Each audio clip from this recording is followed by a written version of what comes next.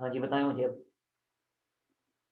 Clear है अभी तक तो सर। क्लियर है, अच्छा बस फिर ठीक है। तो क्वेश्चन नंबर 9 था।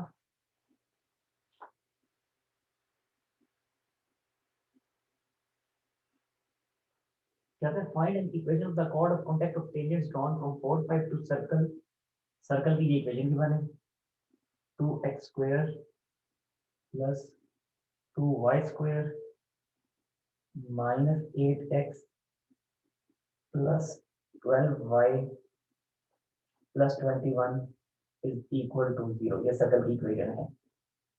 और जो पॉइंट है, जिस पॉइंट से टेंजेंट्स ड्रॉ करने हैं, वो पॉइंट है 4 5। इसे पी का नाम दे देता हूँ। इस पॉइंट से हमने टेंजेंट्स ड्रॉ करने हैं।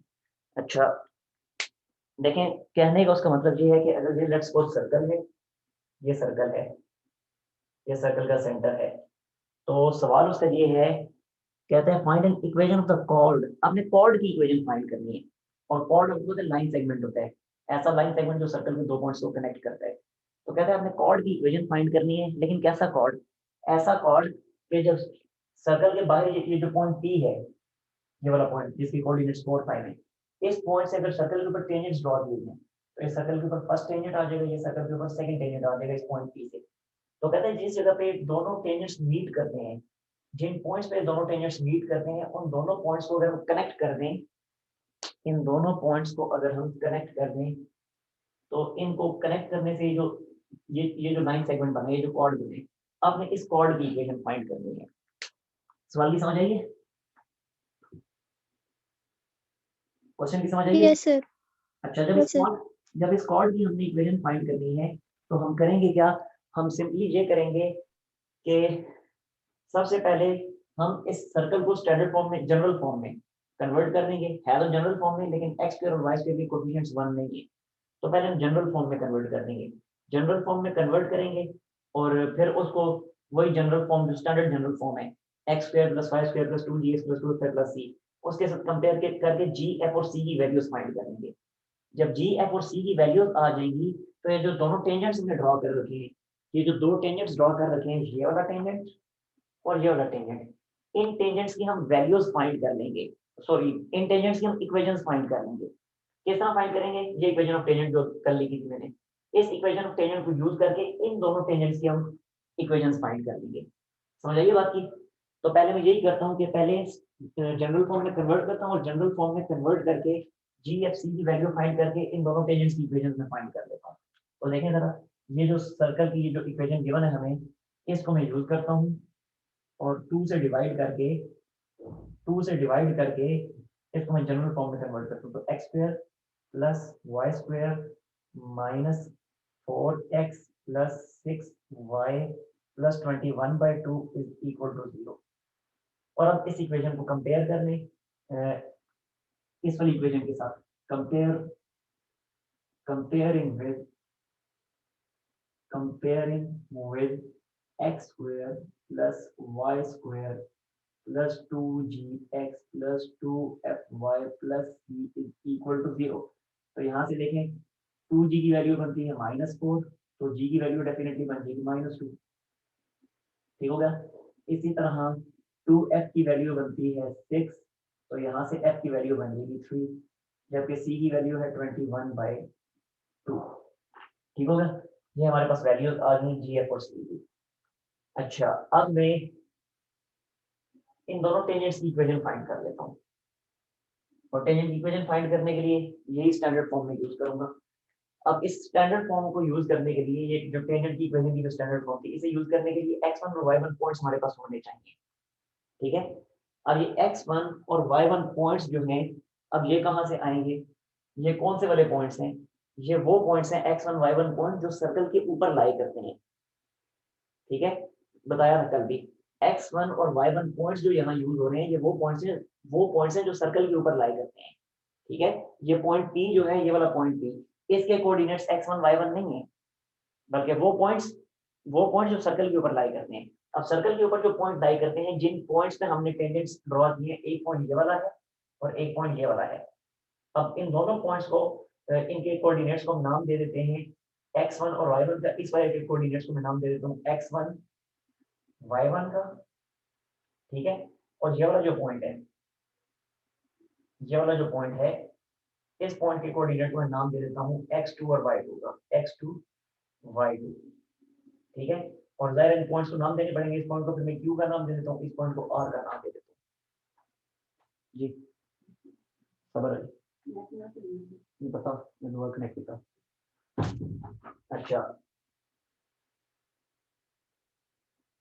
तो फिर हमें क्योंकि इस पॉइंट Q पे टेंजेंट चाहिए और पॉइंट R पे टेंजेंट चाहिए, तो हम क्या करेंगे फिर, इस वाली इक्वेशन को जब हम यूज करेंगे, तो अब अगर मैं पॉइंट Q पे टेंजेंट फाइंड कर रहा हूँ तो x1 और y1 ही लिखूंगा, लेकिन अगर पॉइंट R पे टेंजेंट फाइंड कर रहा हूँ यानी ये वाला टेंजेंट, तो अब x1 और y1 नहीं लिखूंगा बल्कि x2 और y2 लिखूंगा, ठीक है। इतनी बात समझ आई नहीं आई? समझ आ गई सर। तो मैं लिखता हूँ tangent at Q, equation of tangent at Q, वो क्या बनेगी, वो तो सिंपली यही बनेगी x x1 plus y y1 plus g, g की जगह क्या वैल्यू, g की वैल्यू -2, तो फिर यहाँ पे फिर लिखूंगा -2, तो लिखा -2 x प्लस x1, और फिर f की वैल्यू क्या थी, 3 थी, तो ये है प्लस 3y प्लस y1, और आगे है प्लस c, c की वैल्यू है 21/2, तो ये लिखा प्लस 21/2 इज इक्वल टू 0, ठीक हो गया। अच्छा, अब सिंपली हमने क्या करना है कि एक्स वाई के टर्म में हमने सारे को लिख देना है, तो इसको फिर मैं लिखता हूँ इन ब्रैकेट्स को एक्सपेंड करके, और साथ ही साथ एक और काम भी कर रहा हूँ, फ्रैक्शन रिमूव कर रहा हूँ, तो उसके लिए 21/2 है ना, तो थ्रू ऊपर 2 से मल्टीप्लाई कर रहा हूँ पूरी इक्वेशन को, तो ये बन जाएगा फिर 2x x1 plus 2y y1, और ये मल्टीप्लाई जब होगा तो बनेगा -4x -4x1, ये जब मल्टीप्लाई होगा तो 2 3 6 बन जाएगा, तो बना 6y, और फिर है प्लस 6y1, और ये जब मल्टीप्लाई होगा तो बनेगा plus 21 is equal to 0। Clear है यहाँ तक? ऐसे करें, इसका ले स्क्रीनशॉट, क्योंकि अब स्पेस मेरे पास ज़्यादा खत्म हो चुकी है, स्क्रीनशॉट मैं फिर आगे करता हूँ। Done sir. Sure.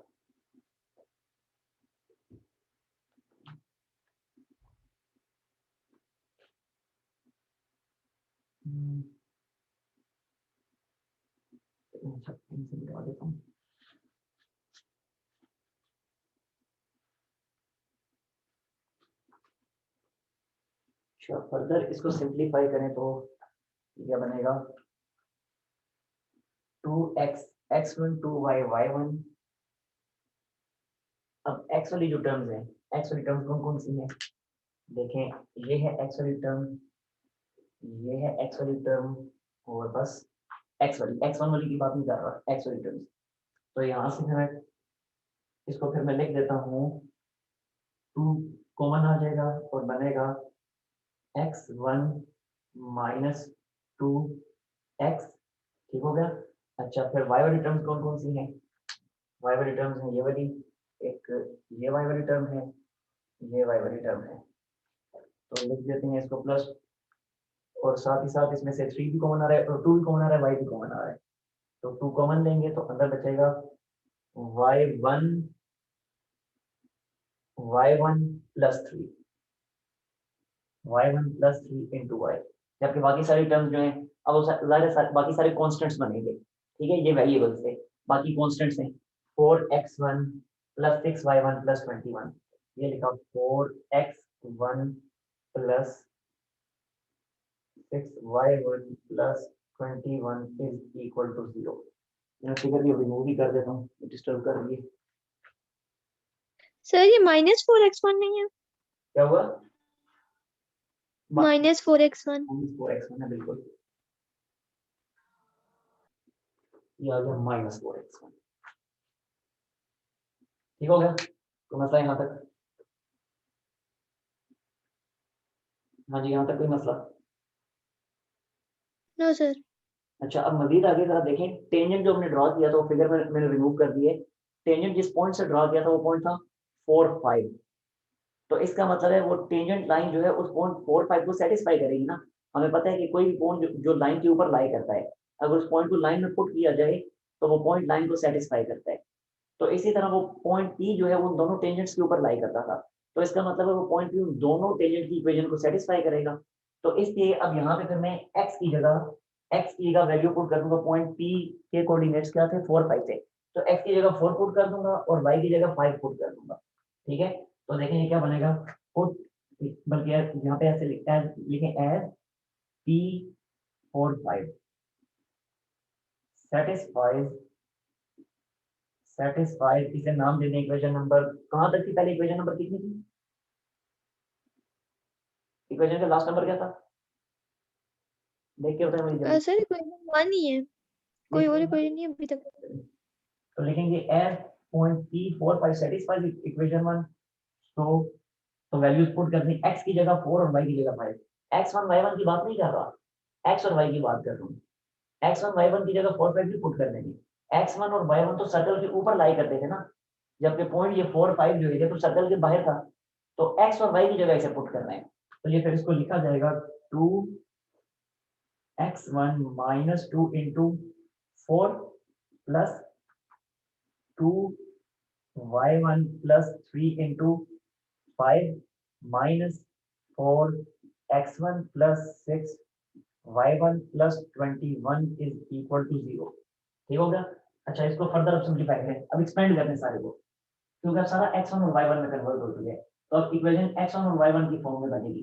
तो इसको लिखा जाएगा 2 4 8x1, इसी तरह minus 2 to the 4 4 the 16 minus 16 plus 2 5 10, तो बना 10y1, 2 3 द 6 6 5 द 30, तो बना plus 30 minus 4x1 plus 6y1 plus 21 is equal to 0। सारा y1 और x1 में कन्वर्ट हो चुके हैं। तो जरा देखें ये 8x1 माइनस 4x1 क्या बनेगा, 4x1। ठीक हो गया। इसी तरह से 8y1 और 6y1 क्या बनता है, सॉरी 10y1 और 6y1 क्या बनता है, 16y1। ठीक है, जबकि बाकी जो कांस्टेंट्स जो रहेंगे ये और ये मिलके क्या बनाएंगे, तो ये दोनों मिलके बनाएंगे 14 14 प्लस 21 क्या बनता है, 35 बनता है, प्लस 35 इज इक्वल टू 0। ये हमारे पास इक्वेशन बन गई किस फॉर्म में, ये हमारे पास इक्वेशन बन गई जो सर्कल के ऊपर जो पॉइंट, अब रिमूव में कर चुका हूं, आपके पास सब सेव है देख लें, वो जो पॉइंट क्यू था उस पॉइंट क्यू के लिए इक्वेशन बन गई है टेंजेंट की। समझ आइए, यहाँ तक क्लियर है। Yes sir. अच्छा, मजीद ये स्क्रीनशॉट लिया होना, मैं यहाँ से साफ करने वाला हूँ। Yes sir.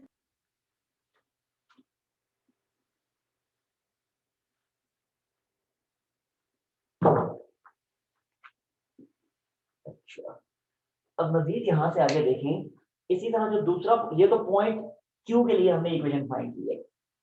अब जो दूसरा पॉइंट था सर्कल के ऊपर ही जो दूसरा पॉइंट लाई कर रहा था, पॉइंट आर, अब उस पॉइंट आर के लिए भी तो हमें इक्वेशन चाहिए। ठीक है, तो अब उस पॉइंट आर के लिए जो इक्वेशन होगी दूसरे टेंजेंट की, अब वो क्या बनेगी, तो equation of tangent, equation of tangent, कौन सा टेंजेंट, पी आर टेंजेंट जो था, पहले वाला पी क्यू टेंजेंट था, अब वाला पी आर टेंजेंट है। अब वो पी आर टेंजेंट जो होगा उसके लिए जब हम इक्वेशन फाइंड करेंगे तो सिमिलरली करके फाइंड करेंगे, वो कैसे फाइंड कर लेंगे, देखें, अगर लेट्स सपोज ये सर्कल था, ये सर्कल के दो पॉइंट्स, ये वाला पॉइंट क्यू था और ये वाला पॉइंट आर था, ये वाला पॉइंट पी था। तो अब जरा देखें, ये पॉइंट पी था, तो ये जब पी क्यू टेंजेंट के लिए हमने इक्वेशन फाइंड की थी तो पी के कोऑर्डिनेट्स 4 5 यूज किए थे और क्यू के कोऑर्डिनेट्स x1 और y1 यूज किए थे। ठीक है, तो उसके लिए फिर इक्वेशन ये बनी। अब जब दूसरा टेंजेंट पी आर टेंजेंट जो है, इसके लिए जब हम वही सारे का सारा प्रोसेस रिपीट करेंगे तो अब फिर पॉइंट पी यूज होगा और अब पॉइंट आर के कोऑर्डिनेट्स रिपीट होंगे x2 y2, तो डेफिनेटली पी आर टेंजेंट जो होगा उसकी इक्वेशन सिंपली क्या बन जाएगी, वो बनेगी 4x2 plus 16 y2 plus 35 is equal to 0। समझ आइए, तो इसलिए सिमिलरली करके मैं लिख दूंगा, सारा प्रोसेस रिपीट नहीं करूंगा, सिमिलरली करके लिख दूंगा कि equation of tangent P R क्या बनेगी, 4x2 plus 16y2 plus 35 is equal to 0। ये बात समझ आई या नहीं आई? आ गई है सर। तो देखें equation of tangent P R बन गई हमारे पास 4x2 plus 16 y2 plus 35 is equal to 0। ये दूसरे वाले टेंजेंट की इक्वेशन दी आ गई। अब इन दोनों को कंपेयर करके देखें क्या ये दोनों इक्वेशन जो हैं ये आइडेंटिकल इक्वेशन देंगी। आइडेंटिकल है सर। आइडेंटिकल इक्वेशन है ना, तो इसका फिर ये मतलब हुआ कि हम कह सकते हैं कि ये दोनों टेंजेंट, ये दोनों इक्वेशंस जो हैं, इन दोनों टेंजेंट्स की जो इक्वेशंस हैं, इसे मैं 1 का नाम दे देता हूँ, इसे 2 का नाम दे देता हूँ। अब ये दोनों की दोनों इक्वेशंस जो हैं ये जिस पॉइंट पे मीट करती हैं उस पॉइंट पे देखिएगा, ये फर्स्ट इक्वेशन थी, फर्स्ट टेंजेंट था, ये सेकंड टेंजेंट है। अब फर्स्ट टेंजेंट की इक्वेशन जे आई और इस सेकंड टेंजेंट की इक्वेशन जे आई, और ये दोनों टेंजेंट्स को जब इन दोनों पॉइंट्स को, जिन पॉइंट पे टेंजेंट्स ड्रॉ हुए, इन दोनों को जब ज्वाइन करेंगे तो हमें मिलेगा कॉर्ड। तो अब मुझे खुद बताएं कि क्या ये वाला पॉइंट जो है, ये वाला पॉइंट, ये इस कॉर्ड का और इस वाली टेंजेंट लाइन का पॉइंट ऑफ कांटेक्ट नहीं है या नहीं है? है सर। इसी तरह ये वाला पॉइंट जो है, क्या ये वाला पॉइंट इस वाली टेंजेंट का और इस वाले कॉर्ड का पॉइंट ऑफ कांटेक्ट नहीं है? डेफिनेटली है। तो जब ये पॉइंट इस टेंजेंट लाइन को सेटिस्फाई कर रहा है, क्यों सेटिस्फाई कर रहा है? क्योंकि उस टेंजेंट लाइन के ऊपर लाई करता है। इसी तरह अगर ये पॉइंट इस वाली टेंजेंट लाइन को सेटिस्फाई कर रहा है, क्यों सेटिस्फाई कर रहा है? क्योंकि ये पॉइंट इस वाली टेंजेंट लाइन के ऊपर लाई करता है। तो जब ये दोनों पॉइंट, ये पॉइंट इसको सेटिस्फाई कर रहे हैं, ये पॉइंट इसको सेटिस्फाई कर रहे हैं, तो सिमिलरली ये दोनों पॉइंट्स जो है इस कॉर्ड के ऊपर भी तो लाई करते हैं। तो फिर ये दोनों पॉइंट जब इस कॉर्ड के ऊपर लाई करते हैं तो क्या ये दोनों पॉइंट इस कॉर्ड की इक्वेशन को सेटिस्फाई नहीं करेंगे? करेंगे सर। करेंगे ना।